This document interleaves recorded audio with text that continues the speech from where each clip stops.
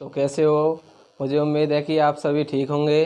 तो स्वागत है आपका हमारे YouTube चैनल ऑलराउंडर उमेश 2.0 में, जिसे आपको लाइक सब्सक्राइब एंड शेयर करना है। और यहाँ पर आपको अलग अलग सब्जेक्ट की क्लासेस मिल रही हैं, चाहे वो हिंदी हो, चाहे वो मैथ हो, चाहे वो इंग्लिश हो, चाहे वो बायो हो, चाहे वो 10th क्लास का मैथ हो। तो आपको क्या काम करना है, आपको सिर्फ हमारे चैनल को जितना हो सकता है लाइक सब्सक्राइब और शेयर करना है।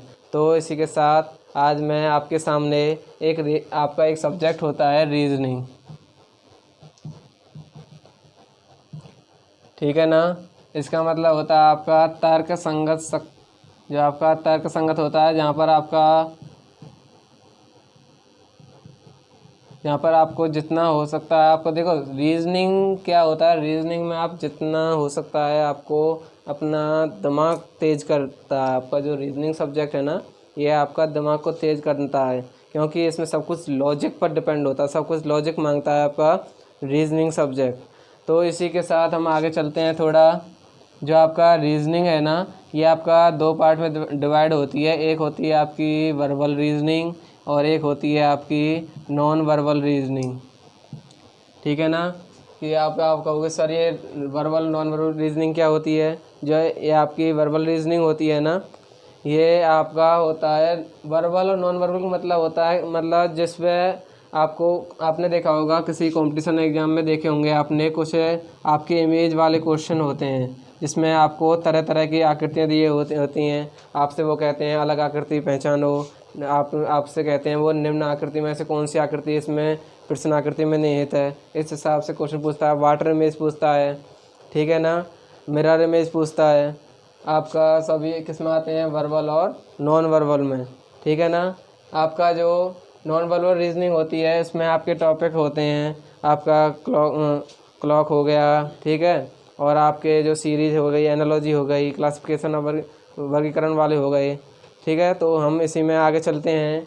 तो आज मैं आपको बस रीजनिंग के बारे में कुछ बेसिक नॉलेज देना चाहता हूँ, जो आपके लिए देखो, आपकी रीजनिंग में एक टॉपिक होता है कोडिंग और डिकोडिंग का।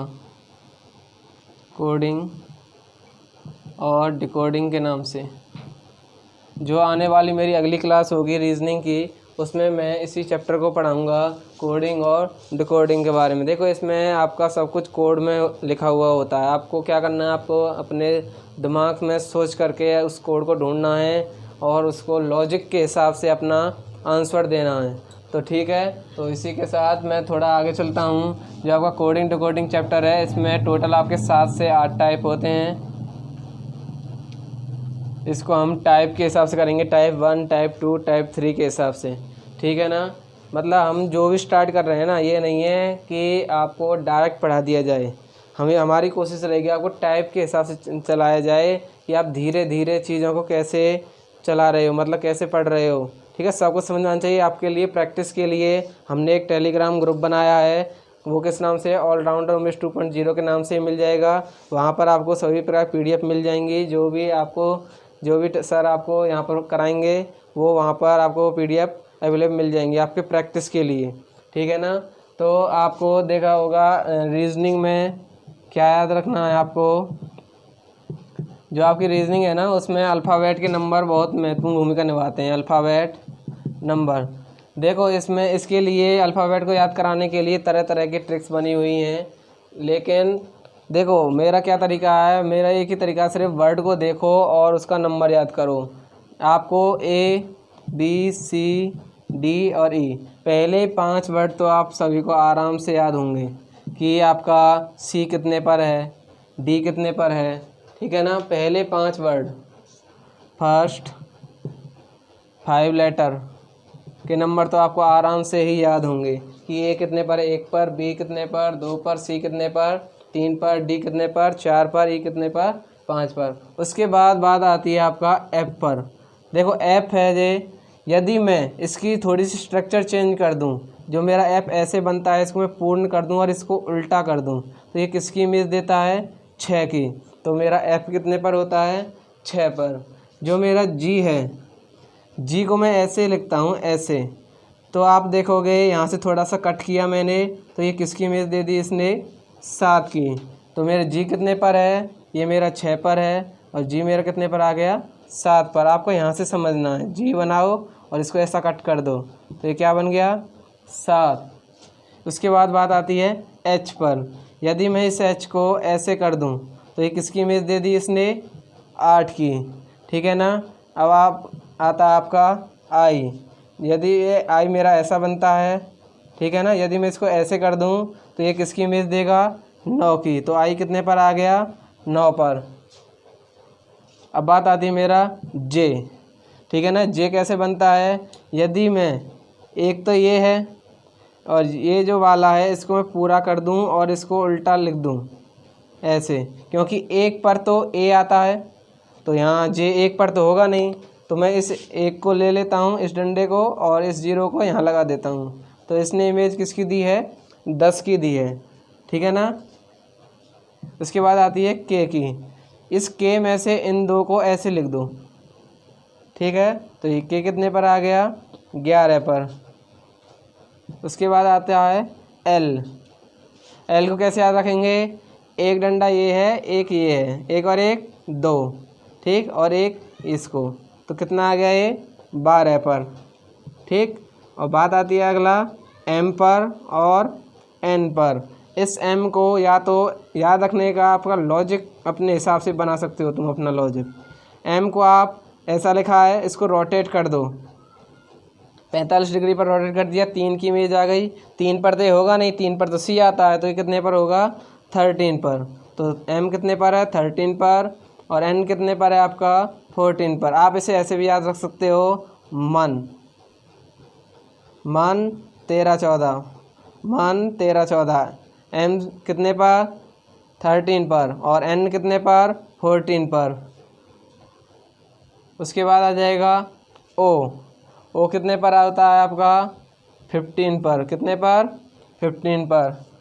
उसके बाद है आपका पी। देखो पी आपका शेप देता है 6 की, लेकिन 6 पर तो मेरा एफ होता है, तो इससे आगे 1 लग जाएगा ये वाला, तो कितना हो गया, 16। उसके बाद क्यू। आपका जो क्यू होता है वो कैसी इमेज देता है, थोड़ा ऐसे रोटेट हो जाता है, मतलब उल्टा 7। उल्टा 7 को इसको सीधा 7 लिख दो, लेकिन 7 पर तो जी होता है, तो इसके आगे क्या लगा देंगे, 1। उसके बाद क्या आ जाएगा, आर। आर में क्या करेंगे, उसी की तरह आर ऐसा है, इसको पूरा कर दो। किसकी इमेज दे दी इसने, 8 की, लेकिन 8 पर तो मेरा एच होता है, तो इससे आगे ये डंडा कहाँ गया, आगे। तो आर कितने पर आ गया, 18 पर। उसके बाद है एस। एस को आप डायरेक्ट याद रख सकते हो, कैसे, एस को 19